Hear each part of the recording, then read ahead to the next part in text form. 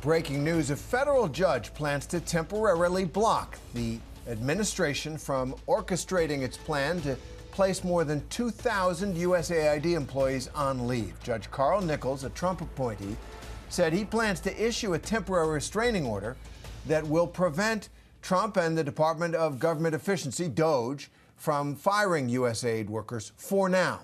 Judge Nichols said this temporary restraining order would also prevent the, quote, accelerated removal of USAID from their posts overseas. ABC's senior White House correspondent Selena Wang joins me now. So, Selena, tell us about this decision. It is focused not necessarily on whether the president has the power to do what he wants to USAID, but whether he's doing it properly and what rights the workers have, right? Yeah, that's exactly right. And if I just read to this part of you from this decision from the federal judge, it says this is about how employees are harmed to their capacity as employees in the employee-employer relationship.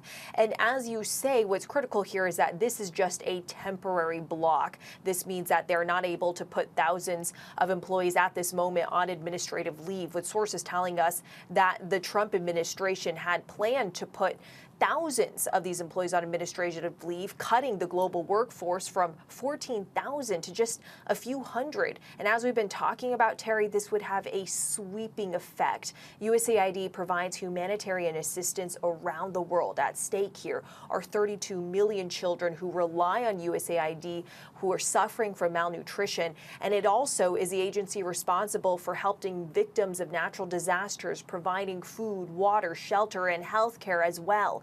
And in addition to this, the groups that had sued USAID that then led to this response from the federal judge, they argued that this is out of the president's authority to be dramatically reducing the size of federal agencies, saying that the power lies within Congress. But to your point, the federal judge taking a different approach in this temporary block, but at least for the time being, it's a temporary sigh of relief.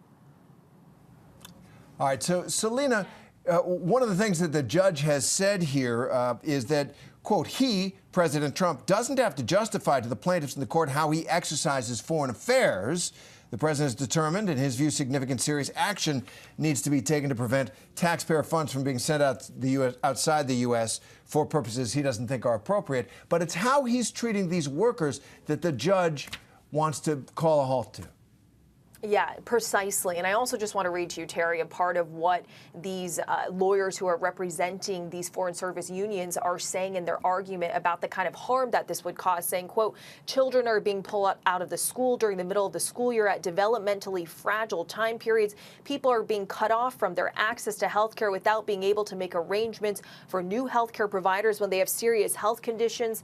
And people are being asked to go back to the United States where they may not have housing. They don't have a home to come back to, and they're being asked to do that with no source of income or in prospect. So they are really hammering home here the kind of irreparable harm that would be caused by this drastic reduction in the size of USAID.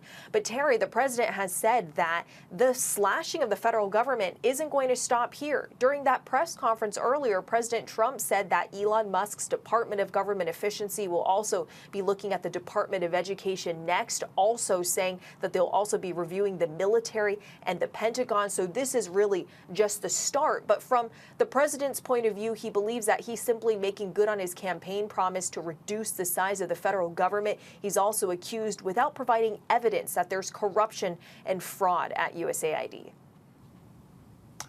All right, Selena Wang, thank you for that report on this breaking news tonight.